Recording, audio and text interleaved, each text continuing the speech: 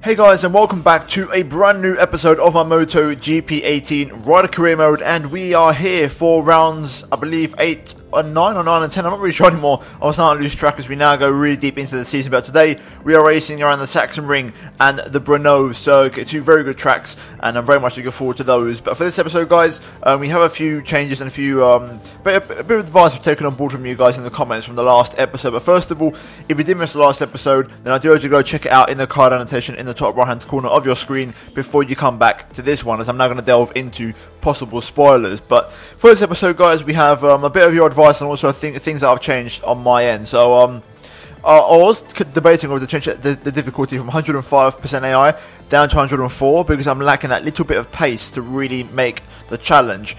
But I'm going to give it one last crack. I'm going to see what I can do. For this episode, we do actually have a double upgrade. We've got two new upgrades on the engine side of things on the traction. So you should have a lot more power coming out of corners, which is something I've been lacking a lot when I've been battling other bikes. So hopefully we can now sort of match up in that department. Also, other things to take into account, I'm actually going to try and run engine braking off and traction control off. It's not that I can't ride without it, but I don't really notice much of a benefit without it. So I'm going to give it a go. It is the first time I've switched off engine braking, so I'm going to see how that goes. So yeah, literally no assist whatsoever. And then also in terms of the actual way I'm going to try and do my starts, I've seen loads of comments. I'm going to try a mixture. For the first race, I'm probably going to go for a technique where I don't rev up the engine until right before the 5 red lights instead of revving it for so long. And hopefully that way I don't sort of get my bike out of position. But we're going to see how it goes. Lots of things to learn in this episode. Let's hopefully get them right. Anyway, it's time for the Sachsenring. Let's go into qualifying. I'm going to do practice, but that'll be off the video. I won't show you that. But I'm going to do practice now to try and get some extra R&D points. But that won't be in the video. I'm just going to go into qualifying straight away. So yeah, the next thing you'll see is qualifying at the Sachsenring. Right, it's qualifying time at the Sachsenring. Practice went well. We managed to get all the objectives and score maximum points. Now we've got to try and see what our pace is like with no engine braking and no traction control. Let's do this. Right, through the final corner, end of my first lap. I'm 8/10 up in sector 3. At least that's what it says. Let's see what it is though across the line. The lap felt pretty damn good. Are we going to go fastest of all? Well, I think we are. We're going to miss out on the final sector a little bit. We lose a bit of time. 2/10 off P6. Let's try and build on this now. Okay, we're on for a personal best. I'm actually really fast in the first sector, and then I lose all of my time in the second one. But across the line, do we improve? Yes, we do. Third place, 3/10 off the pace. We're looking good so far. I backed out of that attempt because Jorge Martin was really putting pressure on. I just wanted to get some space. I didn't want to have a bike right behind me, but we'll try again. See if we can improve.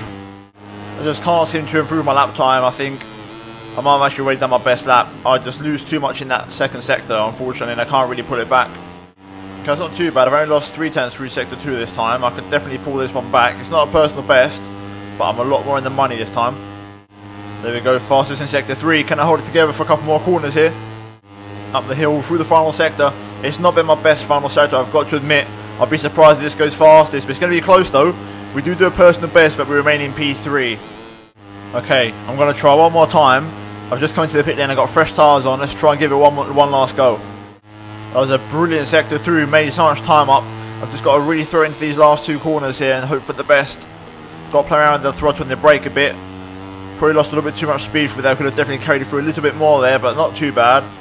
Now just got to really throw into this final corner. I'm very wild on the apex, unfortunately for me. On the power. Tight exit. Can I try and pull this one back? It wasn't the greatest of final corners, I've got to admit. Is it enough though? Up to the line. Oh, yes it is. We've just held on. We've got pole at the Sachsenring. Get in. We've done it. The qualifying session has just ended, and while the riders make their way back to their boxes, let's have a look at the final times that show us the front row for the start of tomorrow's Grand Prix. We are now transmitting from the starting grid, where everything seems ready. It's always difficult to predict the results of a Moto3 race, but the riders we're seeing right now definitely seem to be the favourites. It's our first pole of the season, guys, and I'm looking forward to it. Now we've got to try and test out a different start technique. It might go good, it might go bad, I don't know. And we'll try something else in the next one. But let's see how it goes. It's time for the German Grand Prix. Right then, here we go. We're going to turn the settings off. I'm going to not rev the engine, I'm going to wait. And now we're going to get going. 5 red lights, and we are away at the Sachsenring. And it's a pretty decent start actually for a change. Not too bad. We've only lost 2 places. As you're going to turn on for the first time. Late on the brakes, aggressive. As per suggestions in the comments. A bit wide on the exit, but we've managed to hold on. We're going to have to bring the bike back down though. Back in, almost slipping at me there without the traction control. Up the inside, let's make sure we hold on to this position.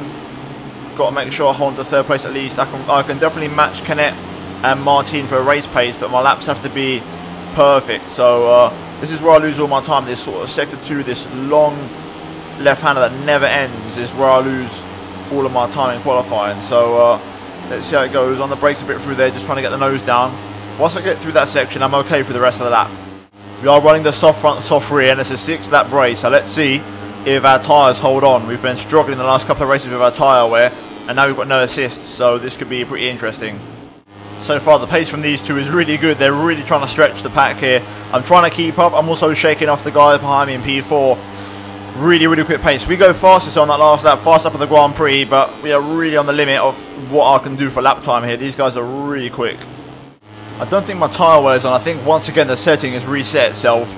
It's so annoying. I hate this whole resetting settings thing in this game. I don't understand it, why you have to change it every single race. So it's so annoying. Anyway, another fastest lap, but as you can see visually, we haven't really made up a huge amount of ground on these guys. Their pace is so good.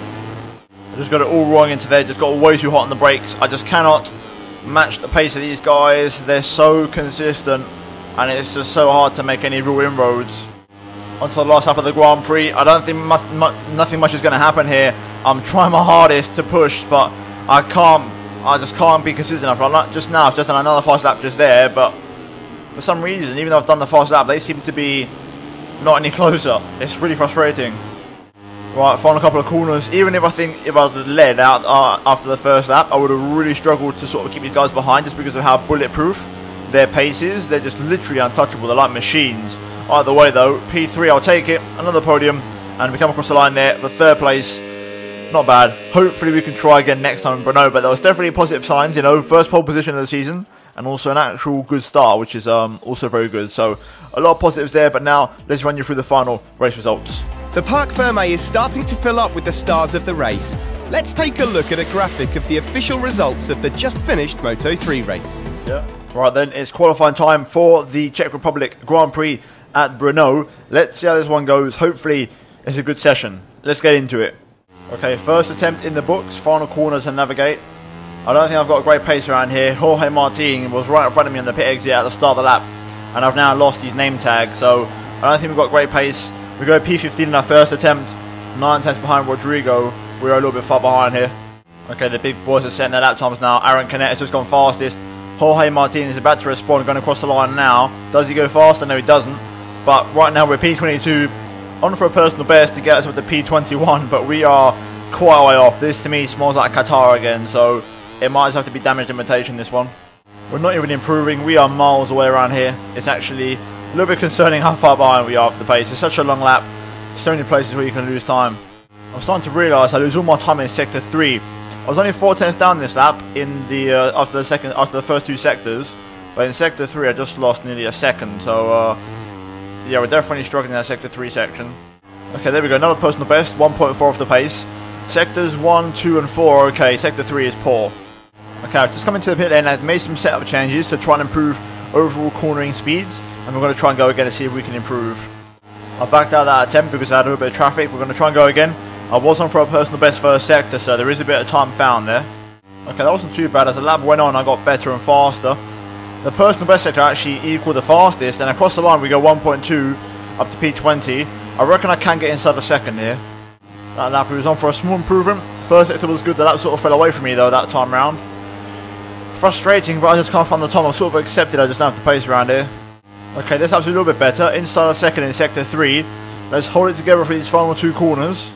On the power out the final corner. Have I done enough to improve? Yes, I have, sort of. P14. Right, it's going to be my last lap as we are running out of time. That brings an end to the qualifying session for deciding pole. The results that you are looking at now don't just show us the grid positions, they also give us an idea of what the riders will be capable of in tomorrow's race. We are now transmitting from the starting grid, where everything seems ready. It's always difficult to predict the results of a Moto3 race, but the riders we're seeing right now definitely seem to be the favourites. Still unconvinced on the bike performance. I'm not really sure what to do anymore. It's going to be interesting. I'm going to load a setup Again, I'm not sure why you do setups, but the traction control and the engine braking doesn't work. We're going to go for auto setting here. We're going to try and have a look, see what the issues are. See what they say, because I'm curious. I wonder. I want to go for. I just want more straight line speed. I think I just want more. Give me more speed. Yeah, screw it. We're just going to go for it. I just want as maximum straight line speed as possible, and I'll take care of the rest. Anyway, it's time for the Czech Republic Grand Prix at Brno. Let's get it. Right then, let's turn off the engine braking and the traction control. And now we get ready for the 5 red lights. And we are away. It's a pretty average start.